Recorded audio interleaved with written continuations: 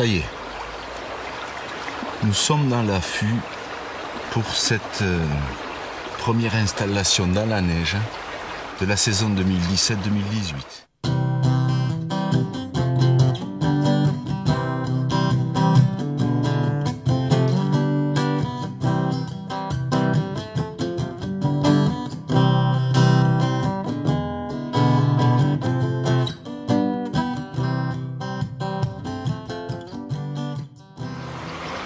Avec les beaux cadeaux aujourd'hui, en peu de temps, le couple ensemble, et puis cette formidable comparaison aussi que j'avais eue dans Suite en chemin, c'est-à-dire l'envol des canards, et dans le même plan, l'arrivée d'un cincle, sans coupure.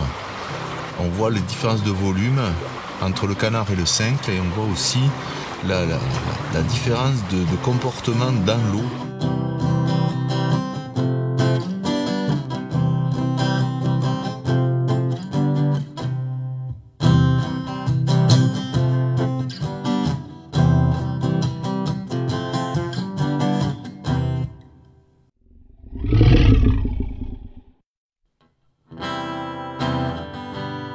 Nous avons découvert dans les précédentes émissions comment trouver le cincle et l'observer. Nous allons voir aujourd'hui comment éviter de le déranger. Il veut pas embêter les animaux quand même.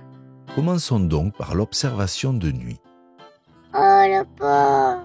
Nous voyons là un cincle sur son dortoir. Il fait dodo tout seul. L'observation de nuit avec une source lumineuse est interdite. C'est pas facile la nuit. À des fins de protection de la tranquillité. Tout seul sans sa maman. Il faut donc privilégier les dispositifs de vision nocturne infrarouge, en veillant toutefois de ne pas déranger par notre présence. Il faut les laisser tranquilles.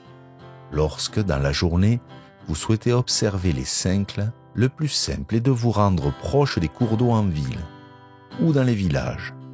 Dans notre village, à l'Esvarou, on a des cincles, c'est nos copains. Les couples en place se sont habitués à la présence humaine. Vous pourrez donc les observer avec plus de facilité sans trop les déranger. Si vous observez un comportement d'inquiétude, tête haute ou déployée, cri d'alerte, mouvement rapide de la tête et du corps, Il bouge la tête. soit vous vous situez proche du nid et votre présence gêne, ou dans la rivière un prédateur ou un pêcheur approche. Il aborde ce gros chat. C'est mon papa, dans le toboggan, avec la casquette. L'affût posé de nuit s'intègre bien dans le paysage graphique du cincle, dès le lever du jour. Un affût posé de jour, par contre, près d'un nid, peut entraîner de forts dérangements et mettre en difficulté la nichée. Il est également important de ne pas sortir de l'affût en présence de l'oiseau. Dans le nid, il y a ces bébés qui sont cachés. Il faut également savoir que s'approcher d'un nid de cincle, lorsque les juvéniles sont proches de leur premier saut, peut entraîner des envols précoces qui peuvent être fatals. Le cincle a la particularité de cacher ses juvéniles dans le cours d'eau. Elle met à manger dans le bec. Il remue ses ailes. Il est content. Et de les nourrir durant 15 jours. Si vous tombez sur un juvénile qui vient juste de sortir du nid, il présentera peu de réaction à votre présence et se laissera presque attraper. Il ne faut pas s'approcher et encore moins le saisir. Pensant l'aider, vous le couperiez de son lien familial. Il faut pas les toucher. Même s'ils sont tout petits. Si vous trouvez un nid dans vos observations, ne partagez jamais les coordonnées GPS sur Internet et ne divulguez son emplacement qu'aux personnes sûres et bien intentionnées. C'est leur maison. Il faut qu'elle reste secrète. Enfin, lorsque vous cherchez le cincle ou que vous décidez de vous poster en affût, prenez garde aux autres espèces qui vous entourent, car sans le vouloir, vous pourriez nuire en voulant contempler. Il y a beaucoup d'animaux dans la nature. Il faut pas les écraser. Il faut faire attention.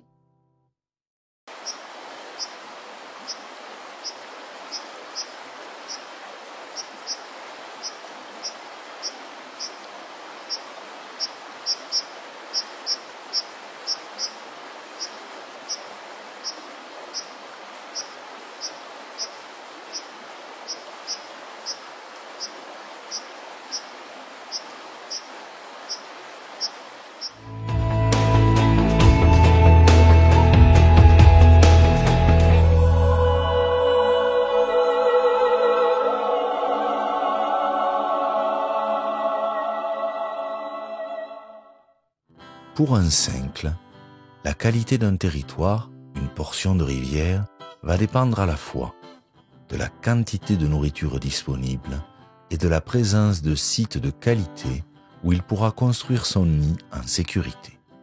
Tout d'abord, la quantité de nourriture. Les cincles peuvent s'installer sur des ruisseaux d'à peine 1 mètre de large, avec un fond caillouteux. Si l'eau est bien oxygénée, par la présence de cascades et de rapides. Plus que la largeur de la rivière, c'est surtout sa profondeur qui va compter. Même si le cincle peut plonger sans problème à des profondeurs de 1 mètre à 2 mètres, il préfère se nourrir dans les zones de turbulence caillouteuse peu profondes, où les proies sont plus facilement accessibles. Lorsque la pente est plus forte, ces zones sont plus fréquentes et la densité de population augmente. Des études ont aussi montré que les propriétés chimiques de l'eau influencent la quantité de proies et donc la densité de cincles. Moins l'eau est acide et plus elle est chargée en calcaire, plus les invertébrés sont nombreux et plus il y a de cincles.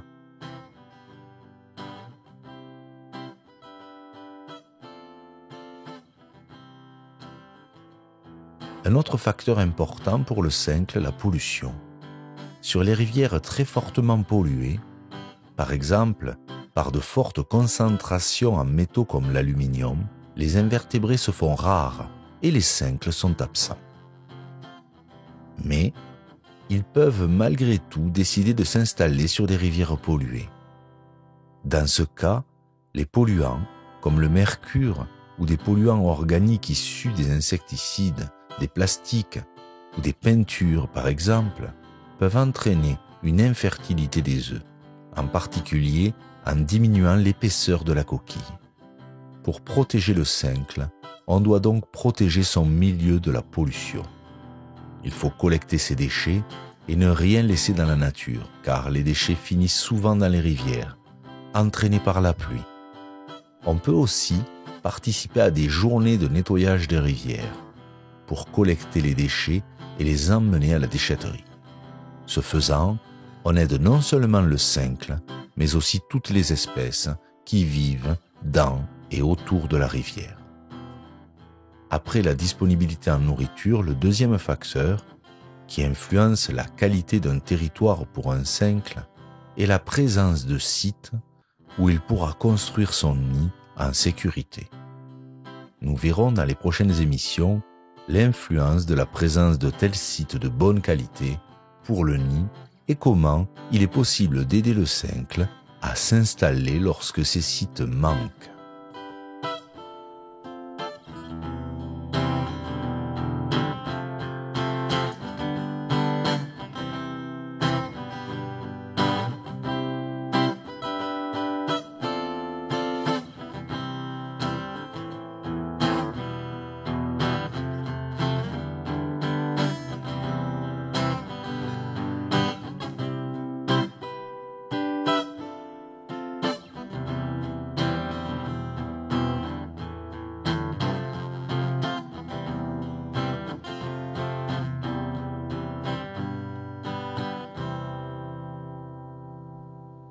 Il faut pas jeter des poubelles dans la nature ou les papiers. Il faut les ramasser et les jeter dans sa maison. À bientôt les amis.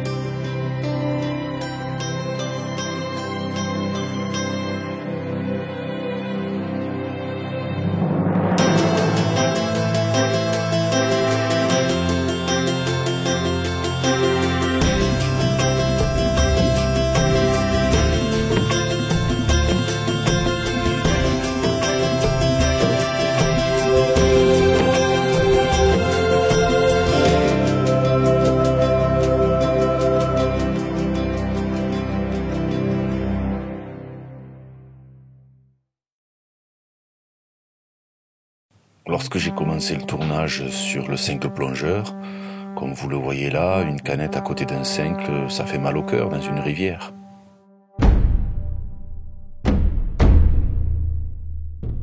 Donc j'ai commencé à nettoyer ces bouts de tissu, ces canettes, ces bouteilles de plastique. Ça vient pas forcément des gens qui les jettent directement dans le torrent, mais c'est là. Ça, c'est amené par le vent, c'est les crues, et ça finit dans l'océan. Donc nettoyer seul, c'est pas un problème. Comme là, on voit de la ferraille. Sur d'autres images, on voit du plastique, des cuves d'eau. Donc j'ai pas tout filmé, mais ça me paraissait logique d'aller nettoyer l'environnement des cincles que je filmais.